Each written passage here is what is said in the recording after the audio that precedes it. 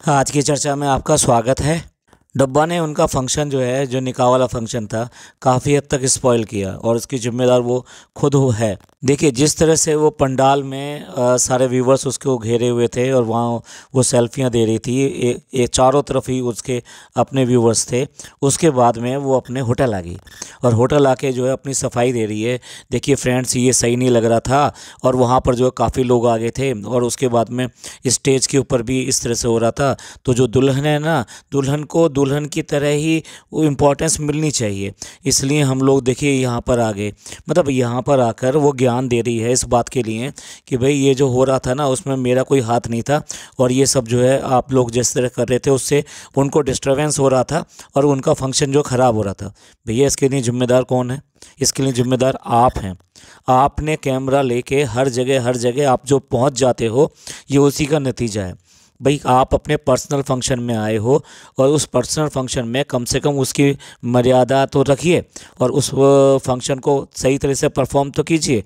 उन लोगों को अपनी जो इम्पोर्टेंस है, इम्पोर्टेंस ना कहना चाहिए कि अपनी यूज़फुलनेस है, वो उनको दिखानी चाहिए कि भाई हम कितने अच्छे हैं, हम आपको कितना हेल्प करेंगे और आपको हम कितना प्यार करते हैं, ये दिखाने की ज़रूरत होती है। लेकिन वहाँ पर क्या हो रहा है, एक सेलिब्रिटी स्टेटस मेंटेन करने की कोशिश की जा रही है। आप एक बार बताइए, क्या ज़रूरत है आप बार बार स्टेज पर जाके लड़की के बराबर में ही बैठेंगे और एक जो है टिश्यू पेपर लेके उसके साथ में उसके आंसू पोंछने के लिए, सब करने के लिए करेंगे? इससे पहले आपका मतलब अटैचमेंट कितना है? मतलब ऐसा लग रहा है कि जैसे आप उसकी बहन हो या उसकी बहुत ही पक्की सहेली हो। लेकिन ये सब का सब सिर्फ़ और सिर्फ कंटेंट के लिए हैं। इसकी जिम्मेदार सिर्फ़ और सिर्फ आप हैं और आप उसका फंक्शन बिगाड़ रहे हो। और आपने ही मतलब ये डिसाइड किया कि मेरे को हमेशा कैमरे के सामने रहना है, तो इसलिए आपने वहाँ फंक्शन में उसके साथ साथ चल रहे हो। और क्या मेहमान नहीं आए हुए हैं और क्या लोग नहीं हैं? अच्छा, अगर ये आपकी इतनी अच्छी सहेली हैं तो 1 साल से कहाँ थी? आपने कभी इसका जिक्र किया? आपने कभी इनके साथ में इंटीमेसी दिखाई? नहीं। अभी शादी से ठीक पहले वो सिर्फ एक बार आपके घर पर आई थी। मे बी हो सकता है कि जो फंक्शन होता है ना कि भात नौतने आते हैं, शायद उसके लिए आए हों या जिसके लिए भी आए थे, लेकिन वो लोग आए थे। जब वो लोग आए थे तो तब आपका जो मुलाकात उससे हुई और तब आपने थोड़ी सी इंटीमेसी दिखाई और आपको बड़ा अजीब सा भी लगा जब ये कहा गया कि फ़नी के साथ में उसकी अच्छी बॉन्डिंग थी और वो शादी से पहले उसने बड़ी हेल्प करी थी शादी की एक्टिविटीज़ में। तो आपको बड़ा अजीब सा भी लगा, आपने बड़ा आश्चर्य सा भी दिखाया। तो आप जो है कब से उसके इतने अच्छे फ्रेंड हो गए जो आपने उसका पल्लू जो छोड़ा ही नहीं? आप साथ साथ घूम रहे हो उसके, सब कुछ कर रहे हो, ऐसे लग रहा है जैसे घर में कोई और है नहीं। ये इसलिए कर रहे हो आप क्योंकि आपको जो है सेंटर स्टेज चाहिए। आपको जो है वही चाहिए कि भाई सब लोग आपको ही देखें और आपका ही है। यानी कोई भी अगर वहाँ शूट कर रहा हो, कुछ भी कर रहा हो, तो उसमें आप ज़रूर आने चाहिए। तो इसलिए ये आपकी आपके ही गैर जिम्मेदाराना हरकत है जिसकी वजह से कि ये सब बवाल वहाँ पे हो रहा है। तो एक मिस्टेक आपने जो है कैमरा हाथ में लिया और ये सब चीज़ें यहाँ पे करी जो बेसिकली नहीं होनी चाहिए। पैसे की कोई लिमिट नहीं होती, लेकिन पैसे के लिए सब कुछ जो है कंटेंट में नहीं डाल दिया जाता। आखिर रिलेशन, रिश्तेदारी, सब कुछ आपने डाल दिया। अरे, आपके साथ में इतने सारे और भी तो व्लॉगर बन गए हैं वहाँ पर उनके घर में, तो वो भी तो अपना कुछ ना कुछ कर रहे हैं। तो ये एक अंधी दौड़ जो है ये चल पड़ी है। तो आपको ऐसा कम से कम समझदारी दिखानी चाहिए थी और पता लगता ना, तब व्यूअर कहते हैं नहीं भाई ये इसको हम बहुत पसंद करते हैं, ये बहुत अच्छी है। आपने इससे पहले तो कभी इस ननद का जो है ख्याल रखा नहीं और यहाँ तक कि जितना भी फंक्शन के लिए अरेंजमेंट था उसका सारा अरेंजमेंट जो है आपकी सास और ससुर ने पहले ही कर लिया था। आप बस कुछ चीज़ें लेकर आए थे फंक्शन की। आपने जो है और यहाँ पर आकर आप क्या बन बैठे? आप ऐसा बन बैठे कि जैसे आपने ही सारा का सारा फंक्शन खुद आपने अरेंज किया हो और सारे कपड़े लगाना, ये सब करना, ये सब किया। चलिए अब इस बात को जाने देते हैं। इस बात को हम 2 बार पहले भी डिस्कस कर चुके हैं। अब बात करते हैं फ़नी की। अब वो फ़नी साहब भी अपना ज्ञान बटोरने के लिए, अपना ज्ञान देने के लिए आतुर हैं कि किस तरह से लोग करते हैं और क्या करते हैं। और फ़नी ने ही ये बात कही कि जो है दुल्हन को दुल्हन वाला फ़ील आना चाहिए। तो भैया आप क्या कर रहे थे? आप भी तो दुल्हन के भाई हो और आप तो इससे ज़्यादा नज़दीक हो उसके और आप उसको और भी ज़्यादा अच्छी तरह से जानते हो, इससे ज़्यादा जानते हो, डब्बा से ज़्यादा जानते हो। तो आपने क्या कर लिया? आपने भी तो वही किया ना। आपको भी क्या है, ठन ठन गोपाल जो है ना वही अच्छा लगता है, इसलिए आप उस दलदल में उसको बार बार धकेले जाते हो।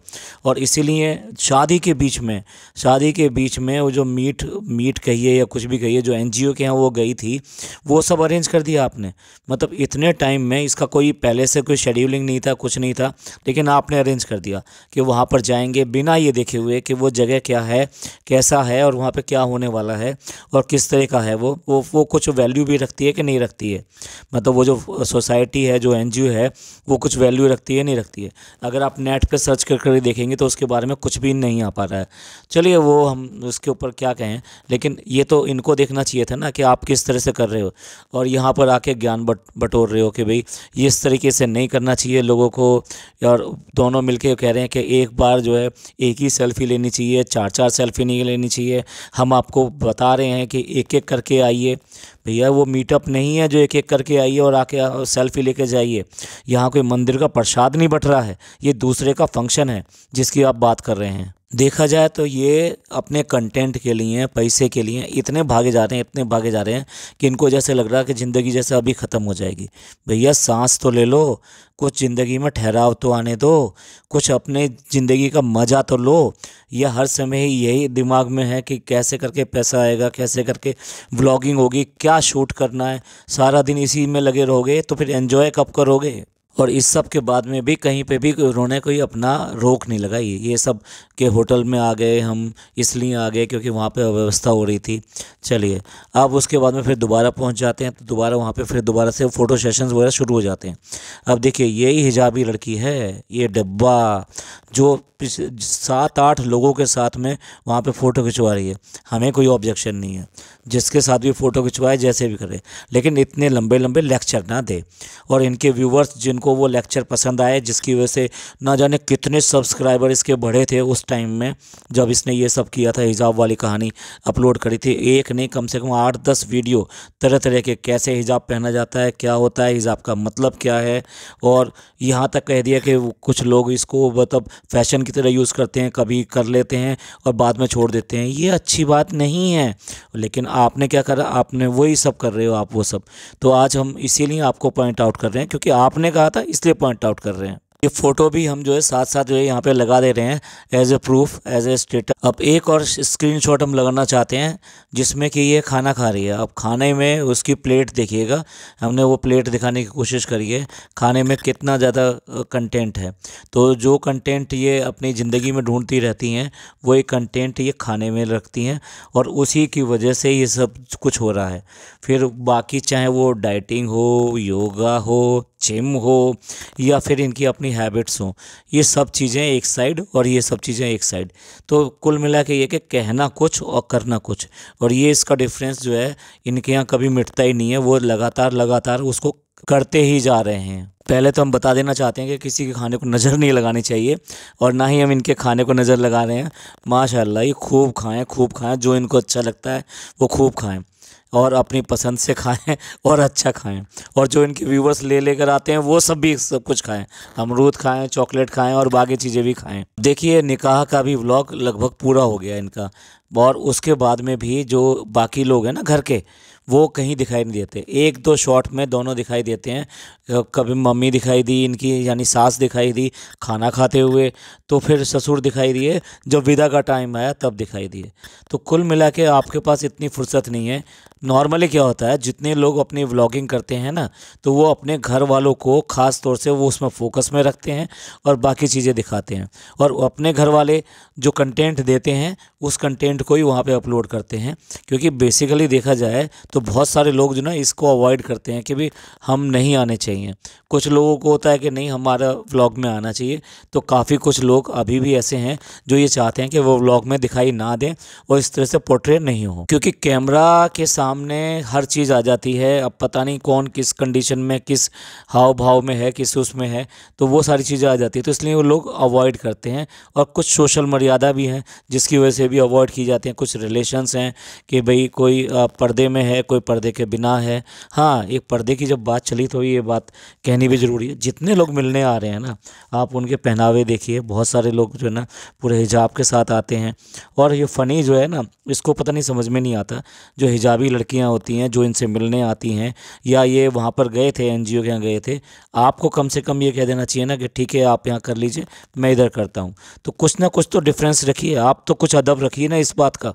बड़कपन, समझदारी जो जिसके बारे में आपके लिए बात कर रहे हैं, वो कहीं तो दिखाइए इस बात के लिए कि ठीक है भाई ये हिजाब है तो हम इसकी भी इज्जत करते हैं। जैसे कि अभी जो शार्क टैंक वाला जो एक एपिसोड चल रहा है, उसमें एक मुस्लिम आए थे और उन्होंने जो है हक करने से मना कर दिया था। उन्होंने कहा था कि नहीं, ये जो है दूसरी लेडीज़ को या कुछ को हम लोग जो है इस तरह से नहीं कर सकते।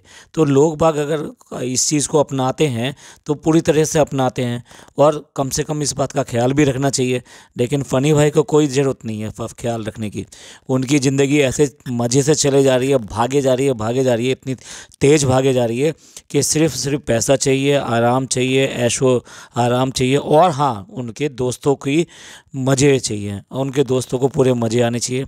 इसलिए उनको हर जगह लेकर चलते हैं, और यहाँ पर भी उनके दोस्त जो है यहाँ पर भी आए हुए हैं।